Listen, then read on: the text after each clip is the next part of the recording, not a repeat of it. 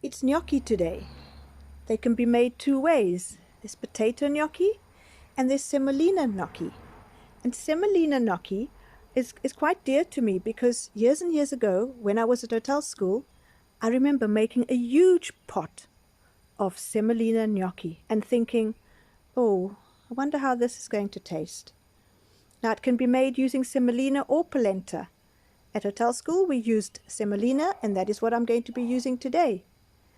And when we sat down for our meal that day, many, many, many years ago, it was the most simplest, delicious meal ever. It was semolina gnocchi served with a tomato sauce. Not ketchup, a beautiful homemade tomato sauce. It was laden with cheese, and it was just so magical. So I thought I would recreate that for dinner tonight. And what I have in my pot is some milk, a bit of onion, and 2 bay leaves, just to infuse the milk.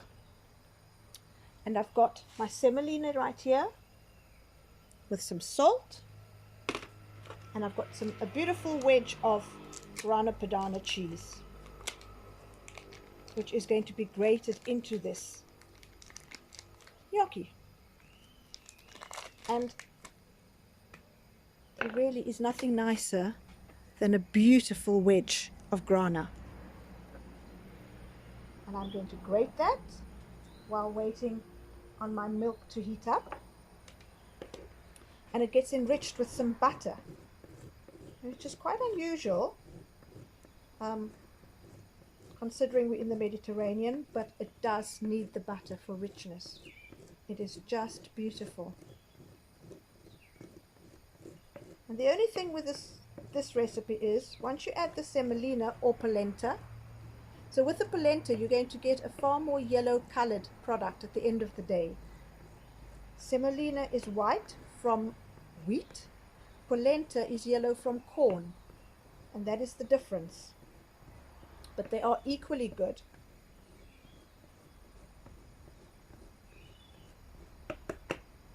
So once you've added the polenta, you have got to stir and stir and stir. You do not want it sticking, and you do not want it lumpy. And my milk is almost at the heat that I can add my semolina. So I'm going to turn it down. I don't want it catching.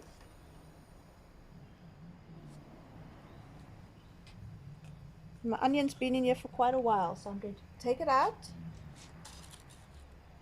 and take out my bay leaves, and I'm going to get ready to add my semolina with my whisk. There's a little bit of onion left there, but that's fine. You don't add it all at once, you add it slowly, and you keep whisking, and it will thicken once that semolina has absorbed the milk. But you got to stir. I don't think there's a shortcut to this, really.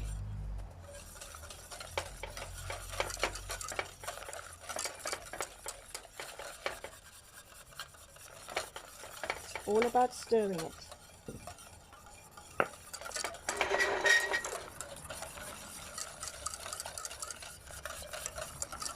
And it slowly starts to thicken, and it should get very, very thick, because what we're going to do is we're going to put it into a tin lined with plastic wrap and flatten it, and then it's going to get chilled and then cut into shapes, fried in some olive oil, and the tomato sauce goes over it. And you can choose to bake it or not. If I've got the oven on, I will bake it. See how it thickens? So here in South Africa, it's like our pap, our mini pap.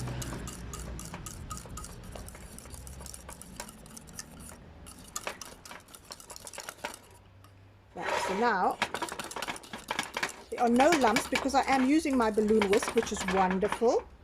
But I just want it to thicken, get as thick as it can. Just remember, I'm going to be adding cheese and butter.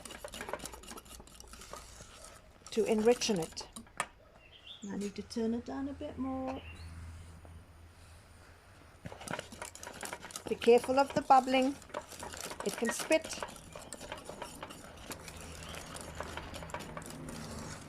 But look at that.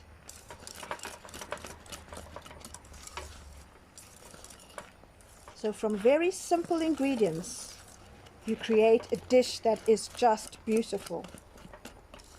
And as I say, you know, simplicity is the key.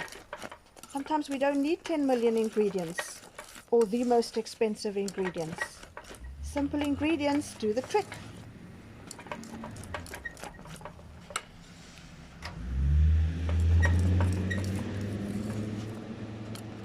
Look at that. So now I'm going to add some butter.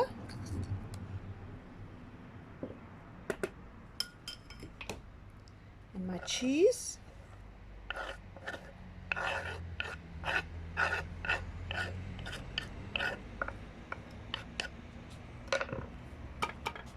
Give that a stir. And we need some pepper in here. Oh, the smell.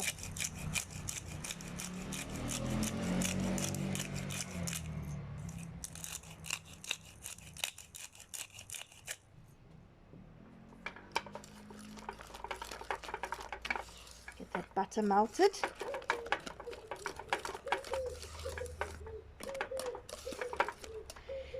That is ready to go into my dish to be flattened out. And I'm tasting from my whisk.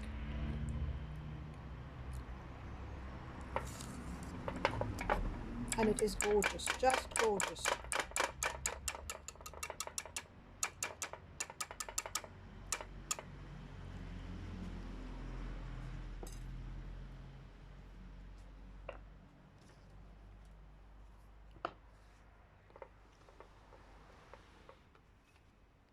Here's my prepared dish. The plastic film is there just to make it easier for when I'm turning it out. That's all.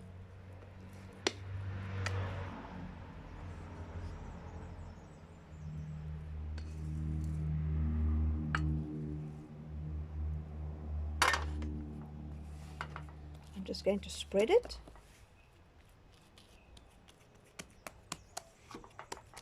I don't want it too thin, so I'm just controlling it here.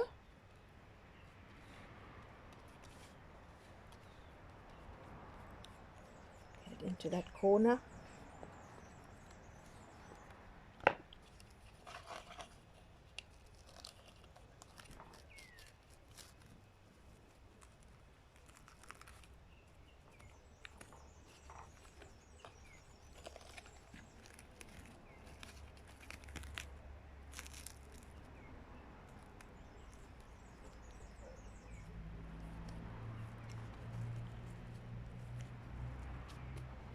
There we go. And that is going to go into the fridge to set up beautifully. And I'll show you the next step afterwards. Simple.